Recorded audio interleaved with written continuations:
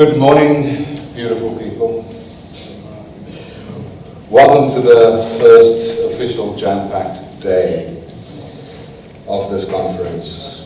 Just a few practical things, so please take note of these wonderful institutions that are behind this project. I'd also like to just mention with gratitude that the Swedish Art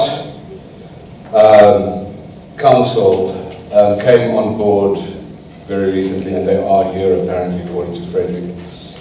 Thank you very, very much for coming aboard. It means a hell of a lot of politics.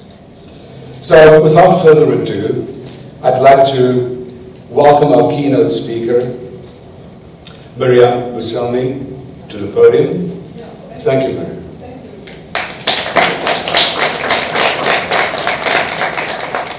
Good morning, friends, colleagues, and new friends, new colleagues.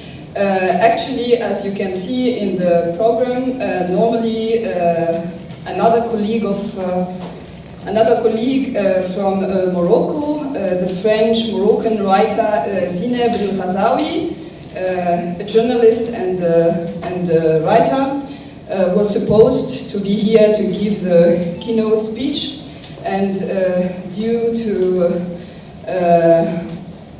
problems related to freedom of speech, she cannot be with us today, so I take over this responsibility, but at the same time I would like to let you know that it will be an improvised speech, so there was no time to prepare a constructed, conceptual introduction to our conference.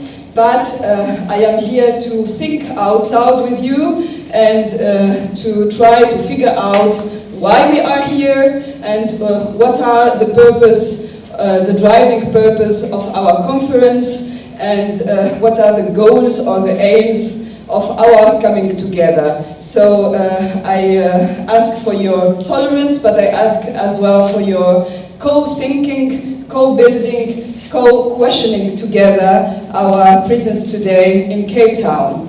As our friend presented me, I am a Tunisian lawyer and writer and play director based in Berlin, and as Tunisian I am from North Africa, and when I am in Europe or especially in Germany, I always face the sentence, you are from Africa. But unfortunately, from Africa, I never was in South Africa before. This is my first time to be in South Africa, which is a little bit sad, if not too much sad for me. And I wanted so much to come to attend the conference because this is the third time I am attending Safe Havens conference, the two last times in Malmö, and I think the first time the conference is done in another country, and it was very important for me. I was very happy to be in the other conference, but this time it was more important for me to be here, even if I feel so guilty to take a flight, 20 hours flight, just to be here for 1.5 days, being concerned about climate change and really feeling, okay, what is this behavior for, to just come for 1.5 days because I have other engagement and they cannot stay longer and get really in touch with the city. And that's why I think I would like to start with this point, the point of what are why we do this year the conference, why we make a mobile, what is the idea, what are the important reasons to bring the Safe Havens conference from Malmö to Cape Town, and I know that for the next year the conference also will be in another city.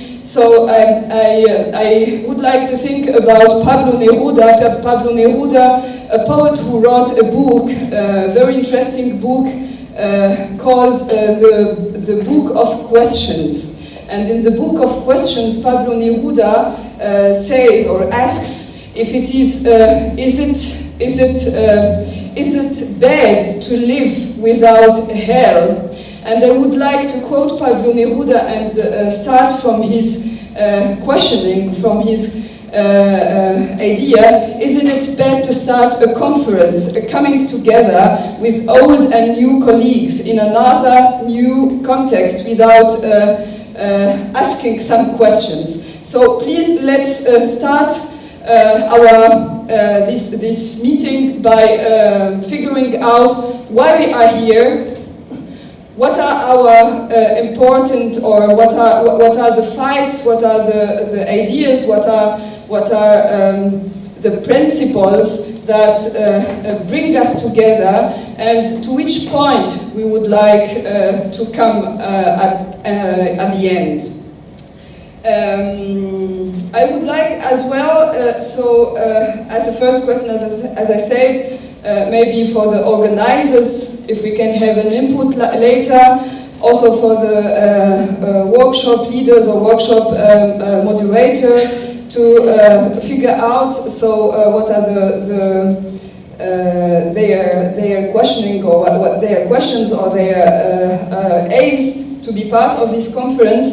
And for me, something very interesting I already said is this exchange north-south, this exchange also among the African continent between the different North Africa, South Africa, between the different African countries. I am very well concerned about why always to get in touch between African countries, between African artists, we have to go by the European countries or by Western, Western countries. And the other thing, this idea or this question brings me to the idea of context. So if we are today, I see in our presentation, conference presentation, that the conference theme for this year is Safe Havens in the Global South, sub-theme Creative Women at Risk.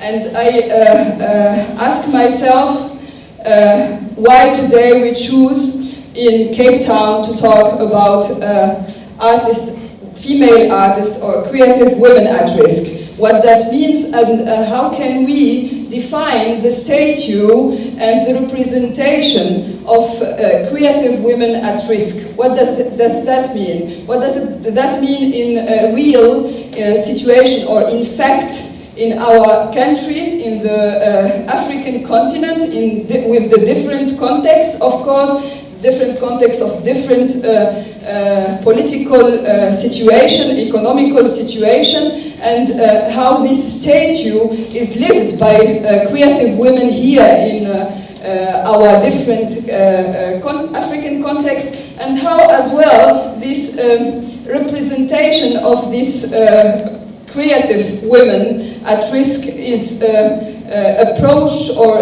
what are the perspectives, what are the looks we have from the Western part. Also, how we as an artist, I work in different contexts. I work in Tunisia, which is in North Africa, with, at the moment, since 9 years, we are in a democratic transition. So I knew the work and the under an oppressed government or under a dictatorship, and now I knew what are the conditions of creation and democratic transition, and it's of course different difficulties, different contexts, different challenges, different realities we have to deal with, but as well as an artist based now since 2015 in Berlin, I am also working in an international context, and I face other sorts of problems as a creative women living in Europe. What are other challenges, other realities that I have to deal with? So I think there are different perspectives or different challenges we have when we are based in different contexts.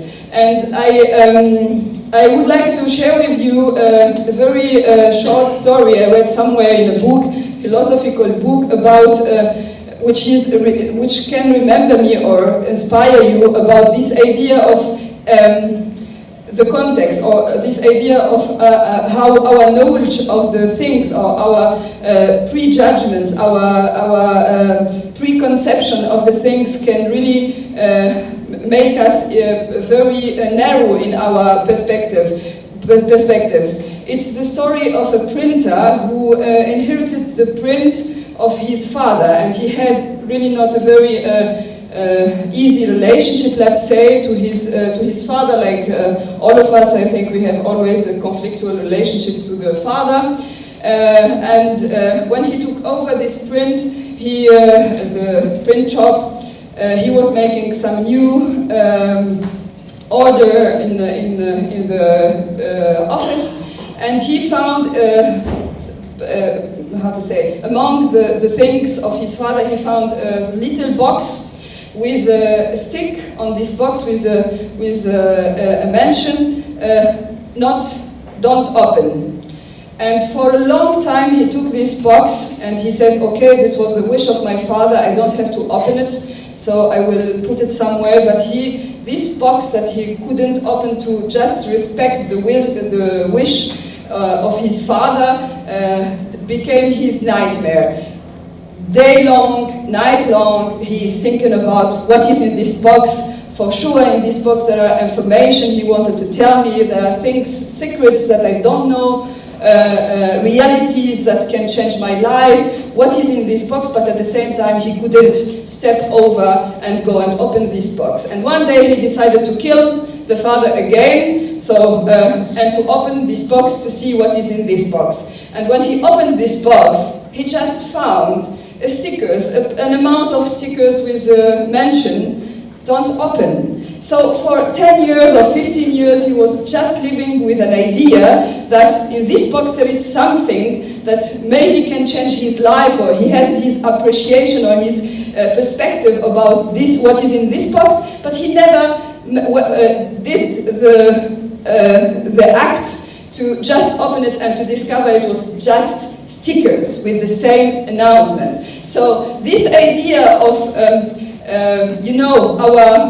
we say always that appearances are deceiving, and I think in our relationship to others, me as a North African, I have more knowledge about North Africa, the Maghreb situation, Middle East situation, even more knowledge about Europe, South Europe situation, the artists and their work there, the challenge they have, the policies, the cultural policies there, but I have less knowledge, and I have to admit my ignorance of the South Africa and the African, Sub-Saharan African.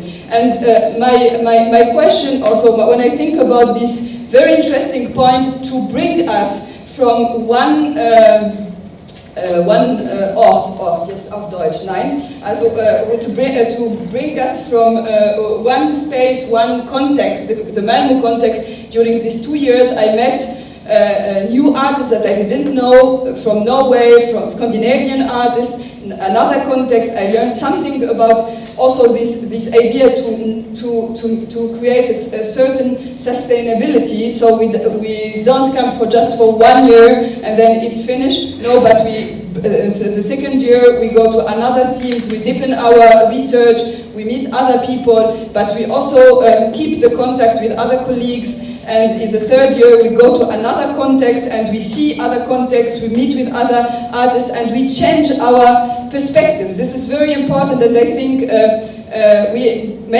invite us all to think about this importance, to leave our context in order to go to another context and to open the box and not stay with the stickers or with the announcements, because it's really different. When I am here now, what I read in online or I read in newspaper is nothing about the real contact, the fact to be here physically and to have this contact.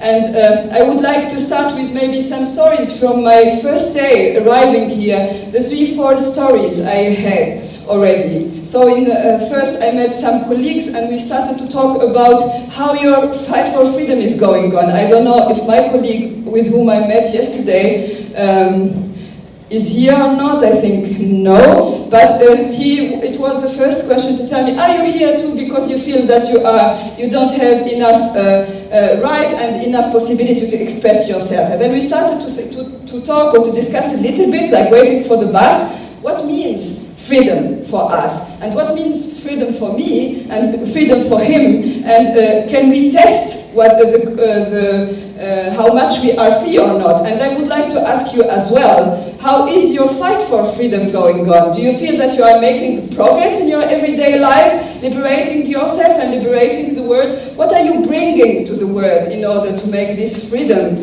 shining for everyone? So it starts with a new colleague thinking about freedom and my idea about what is freedom. He told me, you are living now in Berlin, so you are more free than you are in Tunisia. And I said, no, it depends how do you see what means freedom. Yeah, if I am working in with different cultural policies, that means as well that how to say this, the challenges are different, you know, in the Tunisian context, I have to play a certain role, but also as a Tunisian artist in Europe, I have to play another role. And so if I am dealing all the time with some demands or political policies, so how much I am free if I'm depending on a context, yeah? What I am producing, is it a free will or is it a response to some topics, to some labels, to some needs of the art market, and which is today not at all but not independent from the political market. So it started with this input about what is freedom and why we are coming together today and how we look at freedom from a certain region of the world and how we look at freedom here and around. And then we, I think, we went to, in the past, we went to the first venue, to the museum, Jewish Museum, and then we started in the bus to talk about our expectations to be in such conference.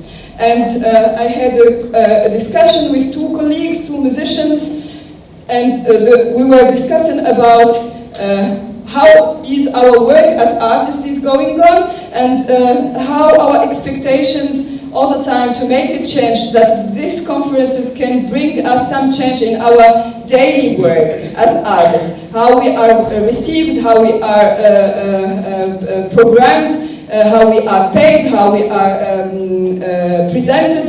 And it was interesting as well to see that coming from different horizons, but we are, three of us, very concerned about the idea of instability, the idea of not being totally free in doing what we want to do, the idea of how to create a certain sustainability in our work and to feel that our career is going in a progressive, let's say, un schéma, also, comment dire ça?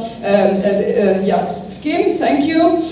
So it was interesting to have first this second input, or this second interest. Then we arrived to the museum and I was speaking with Kara, who is here, and Kara is a curator, and she told me something very interesting that I found really very interesting, that she is trying to develop a creative audience. Creative performances, but also creative audience or creative. She can maybe later tell us more. Sorry if I'm not expressing very good your idea, but I found it very interesting because I heard a lot about strategies how to get more audience for more performance, but I didn't spoke until now with someone who told me about his or her idea how to bring creative audience or how to make audience more creative. And then after the performance we saw yesterday, she took a flower, she put it in her hair, and I told her, so this is your way of being a creative to react to a performance art. And she told me yes, so I took also the same and I said, let's carry on art with us. So I think this was another input. and without this conference and without this coming together, I would not know about this approach. Then we went to the restaurant, and in the restaurant I think I had my lesson of the day, lesson about creative women doing their resistance, doing their comment dire cela alors, Meriam? Pardon, sorry. Now I'm losing a little bit my ideas. Also, I had my lesson about what means resistance out of the academic salons, out of the feminist noise, intellectual feminist noise, because as you know now since a couple of years, a lot of movements, yeah? I think there is a political movement to empower and to denounce the patriarchal. I would like to speak about patriarchal dominance or domination, sorry, patriarchal domination and not only male domination, yeah, or male domination in art, in culture, in life. Also the question of equality, inequality, the question of gender and rights, the question of Me Too, yeah, all this thema related to the feminist movement this couple of years, and all the polemics and all the also misunderstanding, all the abuse and the how to say, also the confusion of concepts and approaches and yeah, all these things. So for me, the lesson came yesterday from a waitress called Nouvelle. Et Nouvelle en français, in French, Nouvelle means a good news. And we were talking with my colleague and friend Othman, a lawyer from Egypt. He wanted to ask about the local dance. He was interested to know what is a local dance, and we approached her to ask this question. And then I started to ask some question, and then she told me, I am Nouvelle, I am from Burundi. I left my country because of the war and because of poverty. I was asking, so are you here because of economical situation, because of the genocide? What is your biography? And then Nouvelle told me that she's here for economical situation, but also to prove herself, to have a living, to have a good living. And she gave us a lesson because she told us, you know, for me, I can look at the world as a bad place to be, and I look at my situation. I lost my parents because of this genocide, and I lost everything. I am orphan since 12 years old. I even don't remember them good. And I had to make it alone into life. And today, since I am 19, I am standing in this place now. I'm 33 years old, and I made my school while working every night here in this place. I met my husband, I made my child, and I called him le vrai amour. Alors, le vrai amour is a true love, which is really, I find very interesting as a symbolic narratives of the word, yeah? And now I can't only see the negative in my life. I'm all the time seeing the positive, because for me, the most important is how to make a living. If every day I have bread on my table, I can offer bread and empower my sister or my brother to go to school, my child to go to school, my sister not to marry and to go to school, then I feel that I'm doing something for the universe. And we were so moved, because for us it was not the big speeches we are used to, and we are always complicated. I mean, as lawyers or intellectual or artists, we are all the time so sad and so melancholic and so unhappy with the situation of the world. And we want to change everything, and we are not happy, and we feel like we are not doing enough, and we are useless to make a change, despite all the efforts we are making. And then you have someone who says really in a very positive way, and without all the pathos that we know also with our intellectual circles and with artistic circles, to say all the time everything is bad, everything is not working, the world is in the age of hell. So she was simply very brave and very positive, and giving us another input about what it means to to be alive, to bring something into life. And for me, this brings me to another question, the question of narratives and our responsibility to say, to tell, to express the word. What kind of narratives are we giving, or are we telling, are we sharing about the word?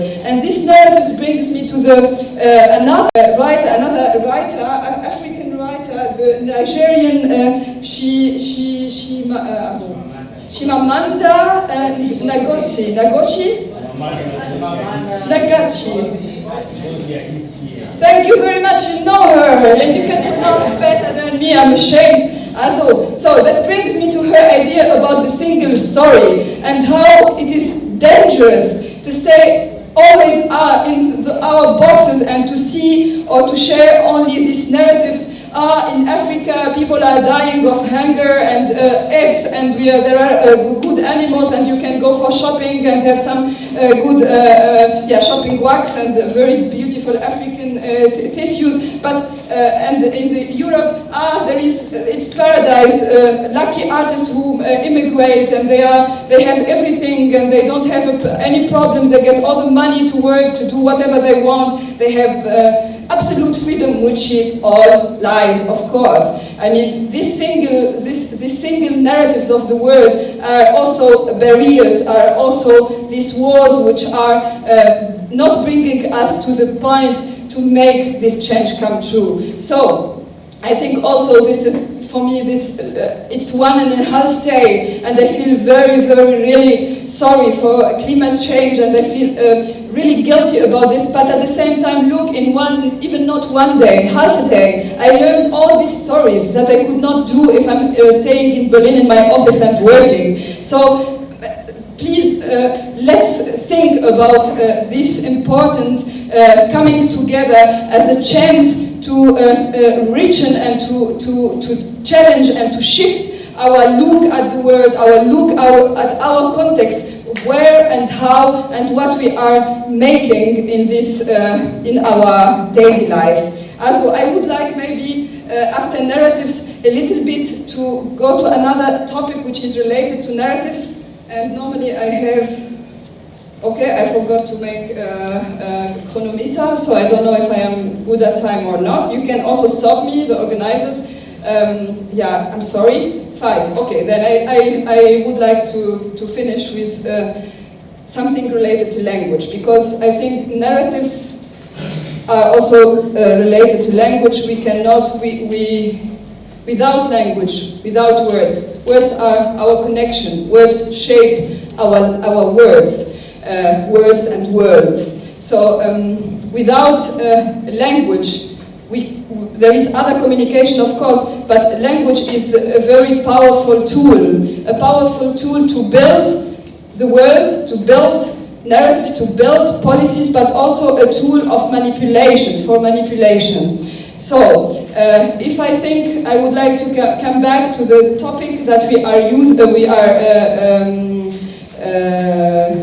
asked to debate or to think together, the topic of creative women, I would like to tell you a little maybe anecdote. It's not an anecdote, but something about language and how language, and we are in Africa, we have thousands of tongues, and unfortunately we use 3 or 4 official languages, but all this richness of languages and metaphors, and every language is a whole civilization and a whole eine Blick auf die Welt, a whole idea, a whole image, a whole look at the world. So, and how all these images, if we could open all these fenster, all these windows, and bring these windows together, how much our view, our look will be very rich and very challenging and very new, yeah?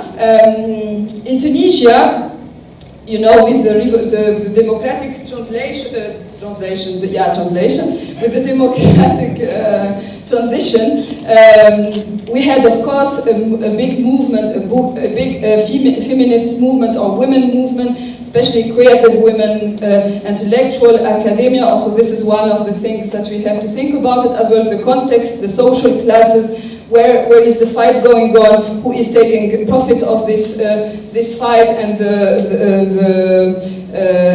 changes that happens in a country. And we have a poet, like a sort of a national poet, who wrote a poem to encourage and to empower women. And in this poem, so I became like a national anthem, so everyone in the street when there is demonstrations about women's rights, about empowering women, we sing the national anthem, but we also claim this poem. And all feminist men and women, they are claiming this poem. And this poem, I will read it in Arabic and then I will try to make a bad translation of me, sorry. Also, كتبت فلم يبقى حرف وصفت فلم يبقى وصف أقول إذن وباختصار وأمضي نساء بلادي نساء ونصف.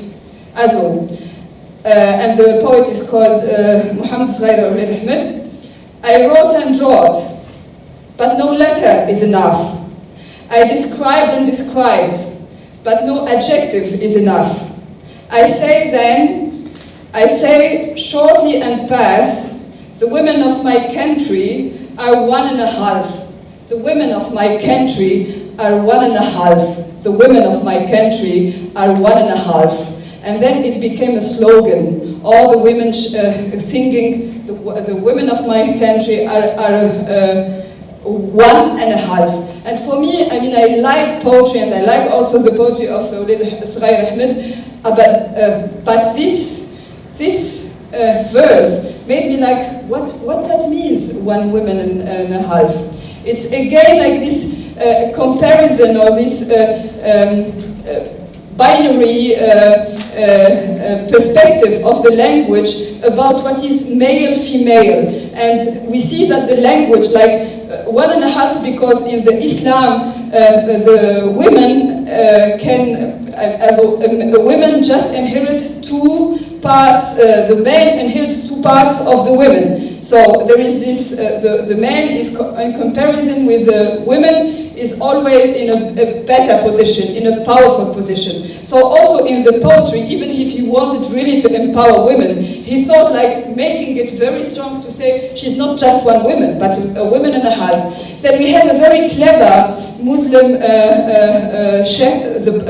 the chief of the Muslim party, he used directly, he wanted to appropriate this expression and said, oh no, the women of my country are not only 1.5, they are even a man and a half. So it becomes like, okay, so it's not enough to be a woman and a half, but they are a man and a half. And we have another expression in Tunisian dialect, in the Tunisian tongue, which says if you are a good woman and you are courageous and you are making things, that you are a man like 1,000 men, a woman like 1,000 men. So a lot of times, if I was working as a writer, or not a writer, as a lawyer, and I go in some difficult cases in the court, and I'm alone. So I will have some people telling me, "Oh, you are like a man and 1,000 men." And always I was laughing at these expressions because, again, for me, language is the key to our way of seeing and of telling and shaping narratives. And I would like to learn more from your perspective, from your language, and to question with you our languages, our words, our way to express things, to learn about also, to challenge, to shift our way to think about things. And maybe I end with poetry. It's very important. Poetry is the essence of our existence as a human. I would like to maybe to end with 2 things, and I thank you for your patience with me. The first thing about the responsibility of our work as artists and the responsibility of having the public speech. And it comes to my mind the great Russian poet Anna Akhmatova. during, imagine during 1936, 1938, and the decade of terror and the communism, and with the whole oppression of the Russian people. Anna Akhmatova had just one son, and this son was taken in the prisons of Leningrad. And every day, like other parents, like other mothers, husbands, sons, grandmothers, grandfathers, they were all in this Siberian cold winter into the streets, waiting in front, in queues, in front of the prison of Leningrad, as it was called in this former time. And once Anna Akhmatova was waiting with the people around, and the women recognized her. She was and still, a very important poet, a very important voice of the Russian culture and of humanity in general. And she came very close to her and whispered in her ears. When I tell this story, always really it's very important, this. And she whispered because in this time we can only whisper. And she told her, this, can men ever describe it? This, what is happening, can men ever describe it? And Anna Akhmatova said, yes, I can. Yes, I can. And then she saw a little smile come through what was a face. And this is how Anna Akhmatova starts her poem, Requiem for the memory of all the people who suffered from torture, from dictatorship, from wars, from all kind of unimaginable and inhuman behaviors in our world. So this, for me, artist and intellectual, and we here together, we are taking this responsibility to name, to figure out, to say, to tell things. So let's be aware about it. First, awareness. It's not, it doesn't come like an unexpected visitor. Awareness is work, is a lot of work. Second, and to finish, I think the first contact I had with Malmö city was through Anne-Marie de Vlieg, and Anne-Marie de Vlieg is one of the collaborator and very strong collaborator of the conference, and she's really a fighter as well for bringing people together, another women, making bridges and giving hands to the others. And today she could not be with us because of personal responsibility for mothers, and as persons and as women, we are not ourselves only, we are the history of our ancestors, of our mothers, of our grandmothers, of our, so we have this responsibility, and we share it with the future generation. And with Anne-Marie, with Meriam,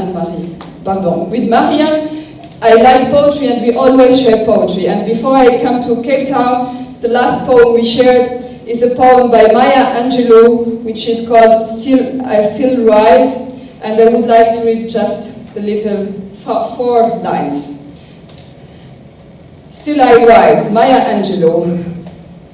You may write me down in history with your bitter, twisted lies. You may shoot me with your words. You may cut me with your eyes. You may kill me with your hatefulness. But still, like air, I will rise, I rise, I rise, I rise. Thank you very much.